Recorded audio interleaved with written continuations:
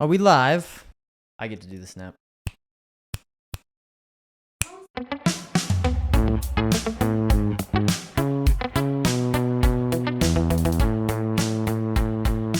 All right, guys, welcome back to Insightfully Spiraling, where we talk it through, feel it out, and spiral just a little bit. It's not talk it through. What do you say?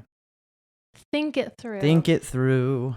I'm your host, Weston, and today we have a very special guest on the show. This is Annalise, who I think everyone knows who watches this show due to it being her show. But yes, I am the host today. We had so much fun when I interviewed Weston. We thought it would be fun for him to interview me. Also, just so you guys can get to know me a little bit better, because I feel like I don't talk about myself very much. We're not going to be talking about yourself very much today. Oh, I have no idea what we're talking about. I said, hey, babe, do you want to interview me? He was like, yeah, that would be so fun. And I don't know the topic. I think this was Sage's idea, wasn't it? I think it was my sister's idea. Yeah, okay. But I don't know the topics. I don't know the questions. So there's going to be a lot of editing. It's gonna be crazy. And I'm probably gonna have to edit out a lot of thinking silence. But you guys get to come along, and it's gonna be a good time. Yeah. Well, I think the audience already knows you pretty well, so I'm just gonna jump in, and we'll start with my first very deep question. All right. Okay. It's okay if you have to think about it for a while. Okay. What is your least favorite color? My least favorite color? Yeah. Neon yellow. Neon yellow. Why is that? It's just obnoxious. I think it's really obnoxious. Mhm. I look really bad in it.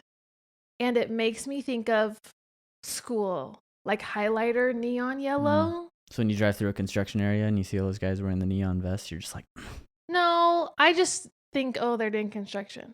Mm. I don't think much of it. Fair I enough. don't like the color neon yellow. okay. That's pretty good reasoning. That's about as deep as today gets. Sick. So, yeah, that's starting with the hard ones. Well, I've been watching your podcasts Thank since you. you started Thank you. 3 years ago. It was like a month ago. No, your first podcast. Oh, I did have a podcast the summer before we started dating. And I listened to it. Just recently? No, I listened to back it when it was then? coming out. Mm. I did listen to it just recently, but that's another story. Just kidding. Okay. I don't know. Oh, I mean, I did semi-recently. okay. All right. That's not what this is about. Just, Okay. I've noticed in being, a long-time listener, first-time caller of your podcast, of your TikToks. I haven't seen all your TikToks because I don't have it, but I've seen all the ones you've shown me and the ones I've seen when I steal your phone and look at all your videos. Mm-hmm. And there seems to be not very much consistency at all between any of your platforms. Okay. And I'm wondering what you want your content to be. You have a lot of cool stuff. You've got Get Ready With Me videos. You've got your Publicly Wrecked series. You've got things that you talk about on your podcast. But you're a little all over the place. So I'm wondering if you can explain yourself, what you are trying to accomplish with your social medias and what your vision is for your media. That's how my brain works. It's all over the place. Number one. That's a pretty good title for your podcast then. All over the place? Insightfully Spiraling. I thought you meant changing it to all over the place. That would be a pretty good TikTok series maybe that you could do. Of what? Being all over the place. Self-explanatory. I like your Vogue reviews on TikTok. Thank you. But you feel like your media is a reflection of your mind? Yes. This is a random question. I was just not expecting questions like this. I thought we were going to do a deep dive like what I did on you. I feel like you could do that by yourself. Okay. I'm not saying you're doing it wrong. This is just not what I expected. That's fair. So, one, I do feel like my brain's kind of all over the place. And so I'm trying to be more consistent and come up with a plan for when I make content. But I haven't, because I have a hard time because I work 40 hours a week and then I come home and I make you dinner. Thanks. And I have chores to do around the house. It's just hard to be consistent in my life in a lot of things. Sure. I don't think being inconsistent is a bad thing when it comes to media. I just noticed you have a lot of things that you like diving into. I just have a lot of thoughts that I spiral about. And I feel like if you're looking at it from a content creation standpoint, if you quote unquote niche down too much, you kind of get stuck in one area, and your content audiences don't like when you switch up what you do. Right. Like, that's something that I found really interesting. You know, my girl Whitney Simmons that I love to watch. Yeah, we talk about her all the time. Simmons. She posts a lot of different things. She posts vlogs, makeup content, but her focus has always been fitness. She loves fitness. She's a big advocate for taking care of yourself physically, which will take care of yourself mentally, because she's struggled with suicidal ideation before and just a lot of like mental issues. And so even when she's posting like makeup or cooking or vlogs at home, it's still like in the fitness world. So it's through like the lens of fitness. Yeah, so it's like she always starts her makeup TikToks with, it's scientifically proven if you look good at the gym, you lift heavier. So even though she's like trying out new makeup products and talking about the makeup products, you know she's getting ready to go to the gym. Or when she goes grocery shopping, she talks about how because she's gluten-free, it's healthy. She talks about the macros. So she very much has the lens of everything is within fitness. So I don't know what my lens is, but part of me is like, I don't want to niche down too much and be like, I only talk about PR and pop culture. But I just went on a trip. I want to post about my trip, or I want to do this. And I don't want people to be like, why, I hate this. I'm going to unfollow you because I followed you for pop culture. Because I get the same way. If I follow someone for recipes and suddenly they're vlogging about them in Vegas, I'm like, I don't care about your trip to Vegas. I follow you because I like your dinner recipes or your cookie recipes or whatever. Sure. You know? Yeah. So is that what you would say good media looks like? Something that has like a clear direction and focus? No, I think... Or how would you define good media? What does that look like to you? I don't really know if there's one definition of good media. I think it's the expectations that you set for your audience. Okay. Like I feel like a wide array of people online. So I follow like Whitney Simmons, like I said, is a lot of fitness. I follow Caleb Hammer, who does Financial Audit. Love that show. Go watch it. But you know that every single podcast episode that you watch from him is him sitting down, learning about the crazy drama and decisions in people's lives, creating a budget, and then plugging his Hammer Elite YouTube channel. Like, you know, that's the format you're getting into. Right. Whereas I follow other content creators like Brooklyn and Bailey, the twins that I follow, I've talked to you about before. Yep. They literally just post everything. Like, so there is a platform for that, though, yes, posting everything. Yes, so there are people that just want everything, which is awesome, but they just have set that expectation. They've been doing YouTube since they were 14, and they're both, let's see, I'm turning 26 this year. Happy birthday. It's not my birthday yet.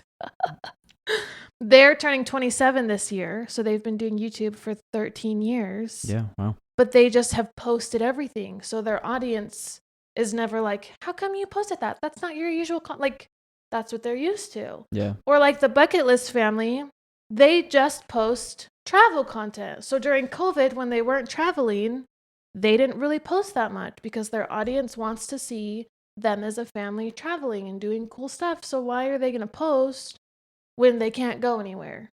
You know? Yeah.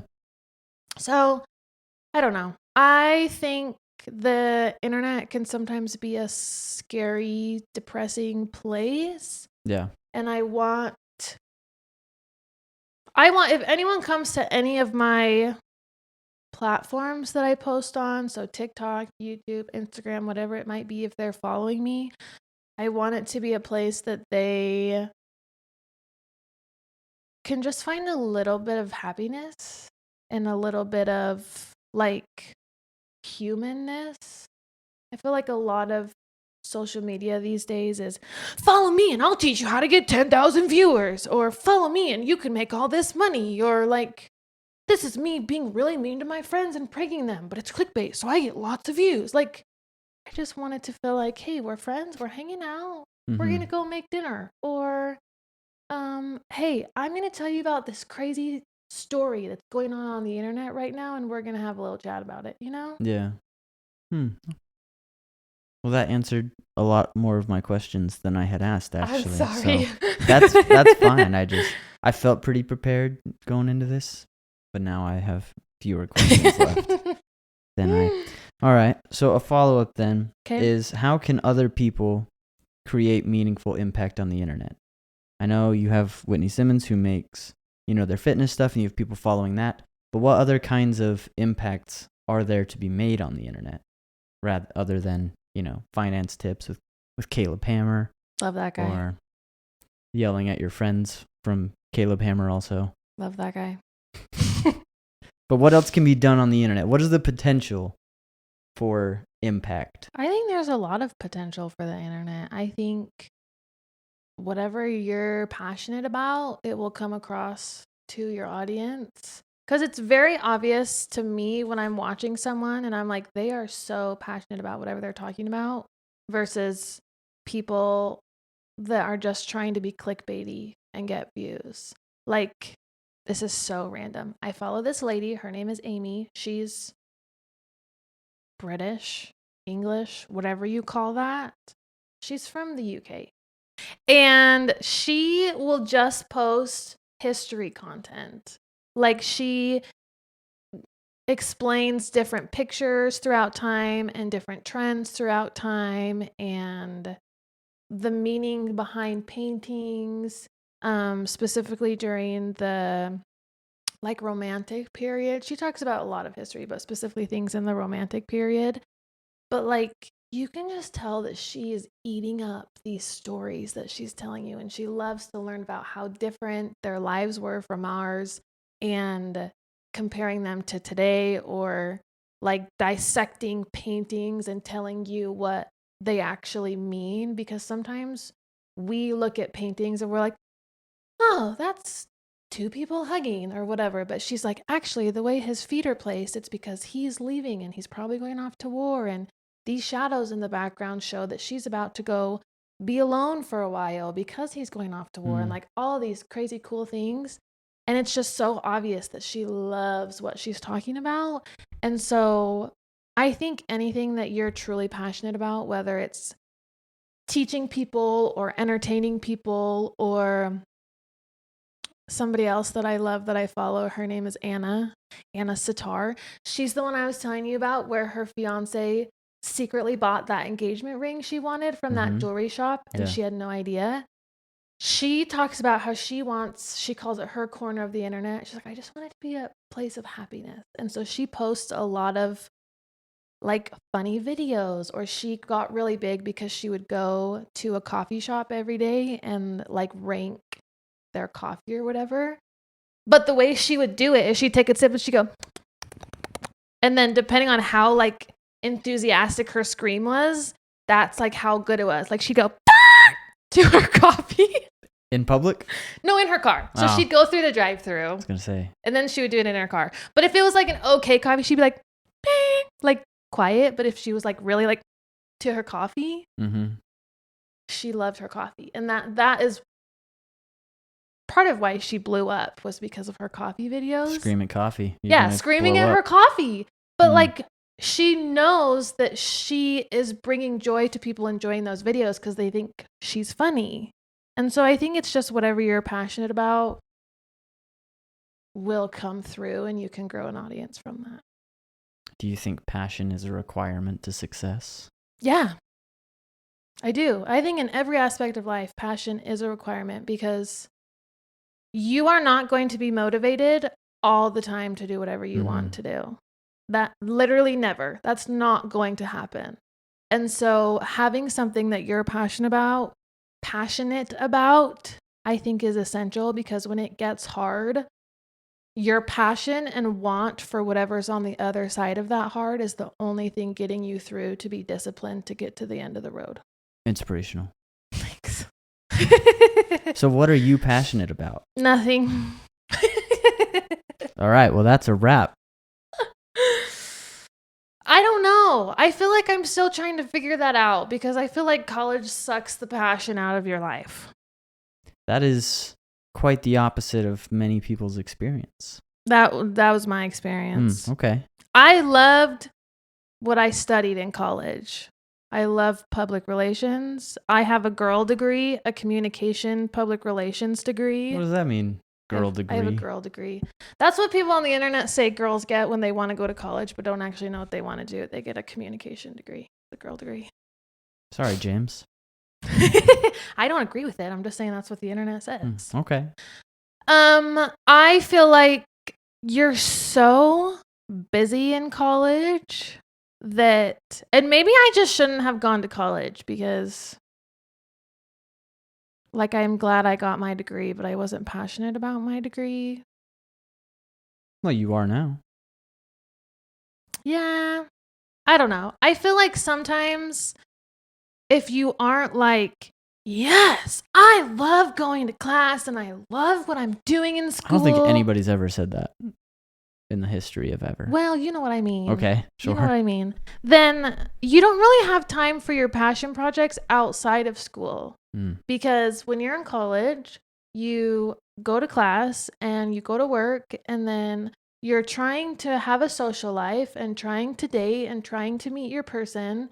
And maybe I just didn't make very good time of my time in college, but I feel like I don't have hobbies or passions anymore. Like, I feel like I'm trying to remember the things I like to do for fun.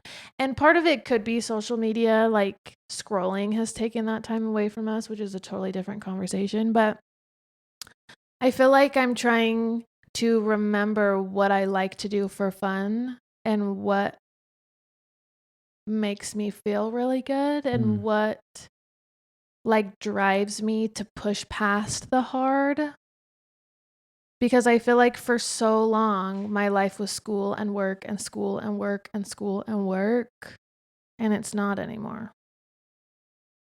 No, it's just work. Now it's just work all day. All right. So in college, where were the places you found the most joy or fulfillment? Like in class or just while I was in college? Yeah, just while you were there. I think if we're looking academically, I do love my PR classes, but I think it's because I could just be a girl that likes to gossip. Sorry, Mom. But your mom's a girl who likes to gossip. Yeah. Not sorry, Mom. Like I don't know. I loved going, and it could also be that I just loved my teacher, Sister Russell. I still love her. We still chat and text and keep in contact. But I just think I love the side of public relations that's not marketing. So we talked a lot in my PR classes about how marketing is selling people something and how you're trying to create a relationship with your consumer to sell them something. That's the whole purpose of marketing, is to take your money. I'm going to create a relationship because I want your money. Is that why we're married? Yeah, dude. Great. Just kidding. But public relations is creating a relationship with your consumer to listen to them, to hear what they want from you and how you can make them happy, and maintaining that goodwill and relationship between them. So while public relations is a part of marketing, it's not because they want your money. So one of the examples we talked about in class was, I can't remember what it's called, but Dove, the brand Dove soap, did this PR campaign where they would have women come in and they brought in an FBI sketch artist, and the women would tell the sketch artist what they looked like. So if you were the artist, there would be a sheet between us and you would have never seen me, and I explained to you what I looked like. Mm-hmm. And the women would be like, oh, but like my nose is a little too big for my face, or I have this wrinkle, or like basically telling this artist all of their flaws. And then they would have someone else come in and explain to the FBI artist what that woman looks like. So that would be like someone coming in and telling you what I look like. And they would Right. be like, oh my gosh, she has the prettiest freckles. Like her face is beautifully symmetrical. And they would be like these two almost completely different looking women and talking about how we need to stop seeing ourselves through our flaws and see ourselves as beautiful women. There was no product from Dove, no sale, no nothing. It was purely just a campaign to help women feel good about themselves. And it was to maintain that goodwill relationship between Dove and their female audience. Does that kind of make sense, is where I'm getting at? Mm-hmm. So PR is about goodwill and a strong relationship between a company and their audience, Mm-hmm. not for money. Sure, the end all be all for all companies, they want your money. They want you to buy their product. Yeah. But the PR side of it is that happy, healthy relationship between the brand and their consumers. Interesting factoid. In accounting, goodwill is something that can be valued during the sale of a business. So if Dove wanted to sell, they could say, okay, well, if we take all the assets, it's worth, $1 billion. And Dove can say, well, we're worth more than that because we have a lot of goodwill with Mhm. our clients because of these things we've done. And they can estimate a value based on that and Oh, increase the price of the business. I didn't know that. So then when a company buys it, they have goodwill on their balance sheet, which is a list of assets. Mhm. Isn't that interesting? That is interesting. So there is a value to goodwill. Sure. It's not just, like you said, marketing is, I'm going to get your money. And goodwill It sometimes does get you that. more money. Yeah, Like I said, companies want your money. So their PR team, that is their job. right. And your PR team, yes, they're trying to make you more money, but I like that it's more about the relationship. Yeah. Because obviously you want your customers to be happier, they're going to stop buying from you. Mm-hmm. Like that. And the money people are interested in hiring you because you see it that way. And you're going to do it right. Yeah, that's awesome. So that's what I found a lot of joy in my college classes, was just talking a lot about that, because we talked a lot about it in like my favorite part of class is we'd come to class and she'd be like, hey guys, what's going on in the world today? And we just would like talk about all of the PR crises that are going on, like big or small. What's your favorite? Oh, I love it. So Mhm. like when the whole Blake Lively, Justin Baldoni case started, I was in Sister Russell's class. And so we talked about it every day, what was going on, why people are hating Blake Lively, why it's getting Justin Baldoni more positive sentiment in the world. And so I just think that's so fun. Obviously, again, I love the drama. I'm here for the drama. I don't want to be in the drama, but I want to hear the drama. It sounds like you had a really good time in college. You were just saying that you didn't not that long ago. Socially, I did not have a good time in college. Okay. So outside of classes. But my classes, I had a good time. Let's say outside of classes. What brought me passion? Yeah, sure. Or what was I passionate about? Yeah. What filled your cup in college? Before you met me, obviously. Obviously. Sleeping. Sleeping? Still fills my cup. I didn't know that some adult females slept for 16 hours a day. That was interesting. When I don't got sleep married. for 16 hours a day. I wish. That'd be awesome. 16 hours a night. That's my dream. Not really. That's a waste of my time.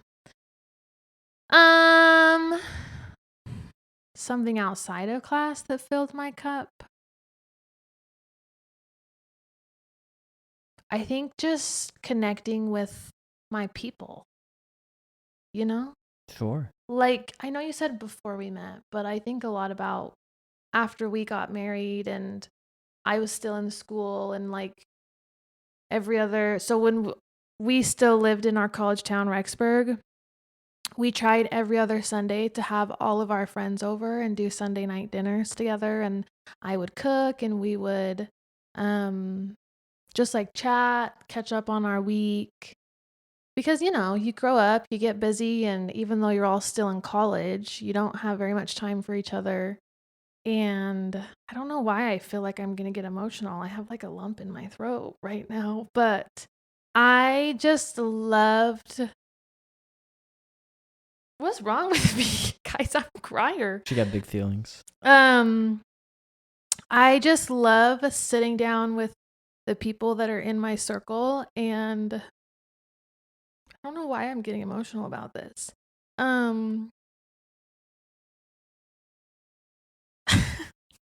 don't know why this is making me emotional. I love just sitting down and connecting with the people that I love and the people that love me. Like those very like casual, half of us are in our pajamas, we're eating good food and we're laughing about the stupidest things is like what gets me through my weeks and gets me through some of the hard times. And whether that's with our friends or with our families, like I'm very grateful that we are close to our families and we get to physically be close to our families. But like whenever I think of my good times in Rexburg, I think a lot of those like dinners with all of our friends and our teeny apartment where most of us were sitting on the floor because we didn't have enough seating, and some people were on the couch, some people were at the dining room table, and the floor was really uncomfortable because our carpet was a piece of crap because it was 75 years old. But like we just had the best time eating good food and just like connecting with each other and just being a part of each other's lives. That's awesome. I'm going to chase that train. That's not where I was going to go. Okay. But what would you say makes human connection special, or what does it take to have that kind of relationship with people? Putting your phone down. Number one. Number one. Put your phone down. But I think listening. I'm so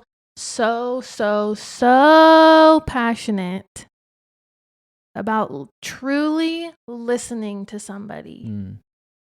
I feel like as a society, and this isn't everybody, this is just generally a lot of people have become, I don't want to say selfish, but that's the only word that comes to my mind when they're talking to somebody, because they aren't listening to listen. They're listening to respond. And while you're speaking, instead of actually listening to what you have to say, they're thinking of their response, which means they're not fully focused on what you're saying. And don't get me wrong, to have a conversation, obviously you have to respond. And I have to be thinking of the next question to ask you. Yes. In this podcast. Yes. But people just don't know how to actively and fully listen to people anymore. And they don't listen to try to understand your thoughts or your point of view, or to understand why you think the way that you think. They just want to be right. They want to tell their story. They want to, oh yeah, that happened to me too, because blah, blah, blah, blah, blah, blah, blah. And I understand that as people, we're trying to relate by telling a similar story. But I think we need to reframe our thought process from, oh yeah, one time that happened to you, one time that also happened to me. So I'm going to tell you about me right now to like relate to that. That's so interesting you'd say that, because one time... You're a bum. Versus, I'm going to fully listen to this person and their story and see why they're telling me this story. And understand them a little bit more. And maybe if it makes sense, I will tell my story and relate to that. But I think a lot of times it kind of turns the conversation from, oh, well, they were telling me about them. Now the conversation's about me because it's about I'm me. way more interesting. Right, So exactly. Might as well. Exactly. Yeah. I'm more interesting. My opinion's correct over your opinion, or what I think It's a and given. have to say is more important than what you think and what you have to say. But I think that puts us in this little box that's this big. For those who This don't is have a camera, she is doing a box with her hands that's approximately the size of 5 my inches eyeballs. long by 3.5 inches tall. It puts us in this teeny tiny box, which I think is why so many people like social media, because social media becomes that box and it becomes an echo chamber Mm-hmm. of, yep, you're right, you're correct. That's why people like AI, because it's programmed to agree with us. You're right, your opinion's correct. You should be telling the story. The conversation should be about you. When there are so many interesting people with interesting stories and interesting opinions, that if you would just like shut up and listen to them, number one, you would learn so much. But number two, you would also make them feel heard, which as people, I don't know about everyone else in the world, but I love when I'm talking to someone or I see someone for the first time that day and I can tell that their attention is on me and they're so excited to see me and they're so excited to hear what I have to say. I feel so loved and seen in that moment because they're genuinely listening to me. So you're also helping them feel better, like good about themselves. Like, oh, they care that I'm here. They care that I'm a part of their life. But you also learn so much about the world and about the way that people experience life and the way that they see what's going on around them. Because even if you're experiencing the same thing, you're going to learn so much about whatever you guys went through together because they experienced it different than you and you sat down and took the time to listen to them. Did that all make sense? Yeah. Okay. I think something I'm not Paulette breathing. said. Something Paulette said to me. Our was dear friend Paulette. to change your approach to presence. The default for most people is here I am. They come into a room. It's like, I'm here now. So Look at me. Look at me. Yeah. Mhm. Yeah. Look at me. Changing that to a, there you are. When you come in, you spot, oh, there you are. You make people feel seen. Yeah. And your purpose in coming into meetings, that was something that she pushed on me a lot as I met with people one-on-one, was not to deign to give people my time. Here I am, but there you are. Mm-hmm. It's good to see you. Yeah. And I think the default of being platform people is here I am. Mm-hmm. And that's essentially all you can be as an influencer, because you're recording yourself and then you're posting and putting it out. Yeah. So it just becomes, that's all you see online is people having that presence of listen to me, because most of the time there's nobody else to listen to. Yeah. It's just, as long as you are watching my video, you are listening to me only, you know? That's interesting. See, but I think that's why I got so excited about starting this podcast. Because you love when people listen to you. No, because I want the human connection. I want to hear people's stories and to understand them a little bit more. The day that I decided to start this, Weston came home from work and I was so excited. Do you remember? Yep. I was like, babe, I came up with the best idea. I need to buy a microphone right now. We need to get a camera. Like, I was all in. I was so excited. I had my name picked out. I had my slogan picked out. I had started working on my logo. I had some topics already. Like, I was so excited. And I think it's because as much as I do like making content, like I love making my cooking videos. I think that's fun. And I love talking about PR and bonding with other girls on the internet about crafts and stuff. But like at the end of the day, I want to be able to interview and talk with people and connect with them. Like, I had so much fun talking to Savannah.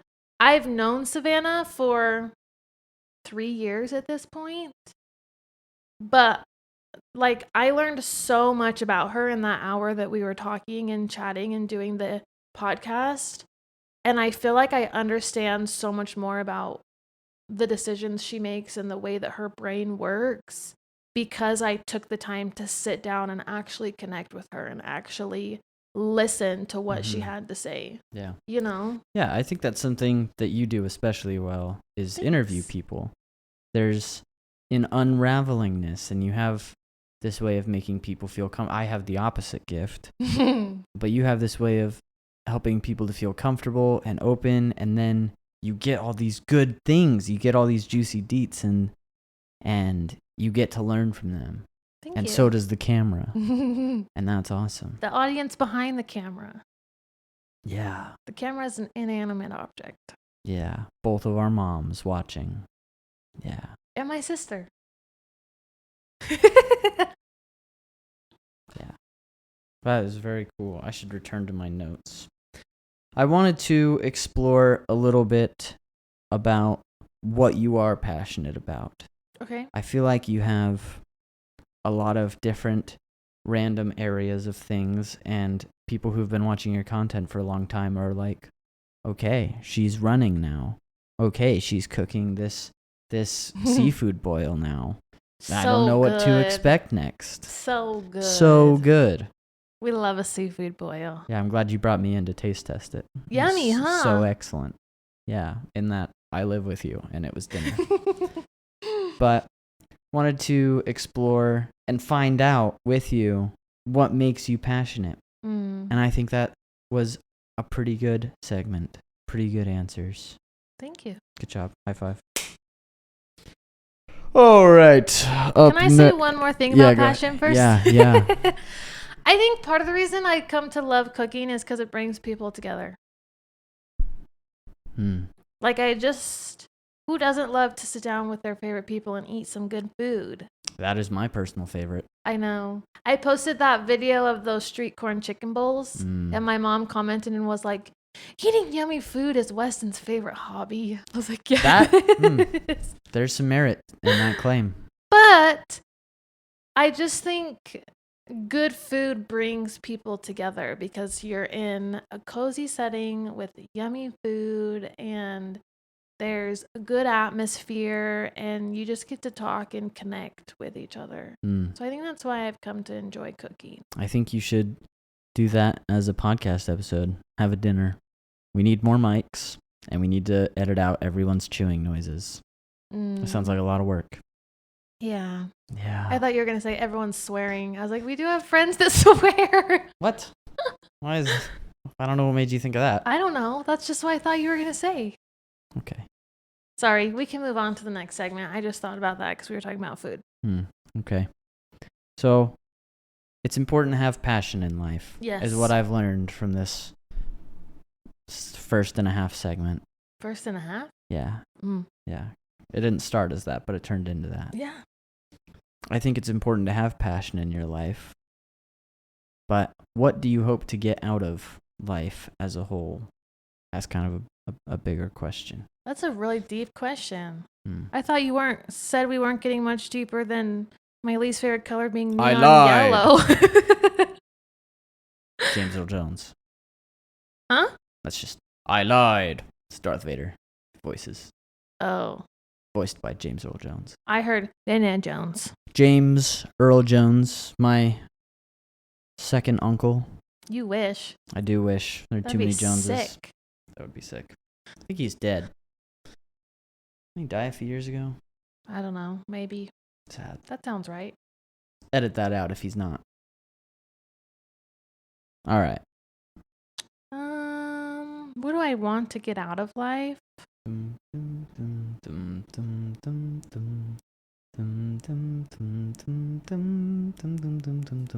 Well, I guess have two answers. One, this is going to sound so cheesy, but I want to feel like I lived my life. I feel like living your life is hard. It's really easy to mindlessly go to work, come home, eat food, veg on the couch, scroll on your phone, go to bed and get up and just do the same thing every single day. Mm-hmm. And don't get me wrong, work is important. Routines are important, but your life becomes so much more full when you are intentionally living it. And I want to feel like I lived my life. And as much as I want to do cool, amazing, like, I can't believe you did that, that's so awesome type things, that you don't have to do those things to feel like you lived your life. Like, I think it can even just be as simple as, you know what, I got home from work, I sat down for 10 minutes, decompressed, but then we went and spent 2 hours at the park and it was so fun. It was just chill. We brought some snacks, laid on the grass. But that's harder to do than sitting around and doing nothing and just letting life pass you by. Mm-hmm. I think a lot of people are waiting for life to happen to them. They're waiting for the best job opportunity to come to them. They're waiting, I don't know, to win the lottery so they can go on vacation. They're waiting for the time to feel right to do whatever it is. And sure, I do think sometimes things come to you, and I'm a believer in timing and all that stuff, but you also have to be the one to get out of your own way and get off the couch and say, I'm going to go live my life. I'm going to go intentionally actually do something to create memories and to have a life that was full of life, you know? Mm-hmm. So that was my first answer. My other answer is I just want to feel like I connected with so many amazing humans, and I feel like I learned a lot from them, and I want to feel like I was able to broaden my perspective on the world. Which is part of the reason why I'm really excited that we're doing quite a lot of traveling this year, especially like my Philippines trip that's next week. Their lives are so different from ours. So different from ours. And as much as I kind of have gotten a glimpse into it working with them remotely, I'm really excited to experience it and have a little bit of a wider scope on what the world is like, because I think it's kind of similar to what Savannah was saying before she moved to Saudi Arabia for a year. She just knew America. Like, she knew what it was like in America. That was all she knew. But then because she went to Saudi Arabia, she was able to see the differences in how they live there and understand that the way that we do things here isn't wrong, but it also isn't the right way to do things. It's just a way to do things. It's a way to live your life. Mm-hmm. Whereas there are so many people, so many different cultures, so many different mindsets that I want to feel like I connected with as many people as I can while doing it, I guess, in a way that is, how do I say this? Like, I was able to have quality, meaningful connections with as many people as I can. Like, obviously quality over quantity, and I'd rather only meet 5 new people and have 5 very meaningful connections with them versus I said hi to 100 people today. Like, great, you said hi to 100 people, but did you like connect with them? Did you get to know them? Did you understand them? So I want to be able to feel like I genuinely connected and learned from and was able to have my perspective on the world widened from a wide variety of people. So to sum up, living intentionally and living with passion. Yeah? And living with human connection. And living with human connection. Yeah. That's awesome. Well, what I hope to accomplish in this interview was to expose my wife's best qualities and her views on life. And I think you did a pretty good job of that. Thank you. Good job, wife. Thanks. But that wraps up about what I wanted to accomplish with this. Are we done already? We're done already. Wow. I don't know how long that was. That was 45 minutes about. Really? Yeah. Oh. Hmm. Sorry, I feel like I did all the talking. That was how it was planned. Okay. I have like 4 things written down in here. So that was ideal. I was counting on it. It would have been much shorter otherwise. You were counting on your wife being a yapper? Well, yeah. That's a safe bet. It's a safe bet. But I'm glad we got to explore what you were passionate about. I know that can sometimes be portrayed very widely on the internet as people get small glimpses. Mm-hmm. But you are very passionate, and I think that's very cool. Thank you. Yeah, it's cool to care. It is cool to care. My Aunt Kristen has a hat that says that. She does? She does. I love Kristen. Yeah, it's cool to care. I think that's what it says. Something to that effect, if not. But human connection and living intentionally. That's very cool. Well, do you have any final thoughts before we wrap up? No, I feel like I've been talking a lot. That's why people tune in. Yeah, that's true. Yeah. They're not even expecting me. You know, surprise. I'm here. Surprise, Johnny. I don't know what that is. Oh, Weston doesn't have the internet. Weston deleted social media off his phone all year. I'm never getting back. That's awesome. I'm not doing it. I hate it. That's awesome. Thanks for being on my show today. Tune in next time for another episode of Insightfully Spiraling, where we think it through, feel it out, and spiral just a little bit. I've been your host, Weston. Thank you for being on the show. Thank you. Miss Annalise Jones, the most gorgeous. Thank you. And that's all. Cut!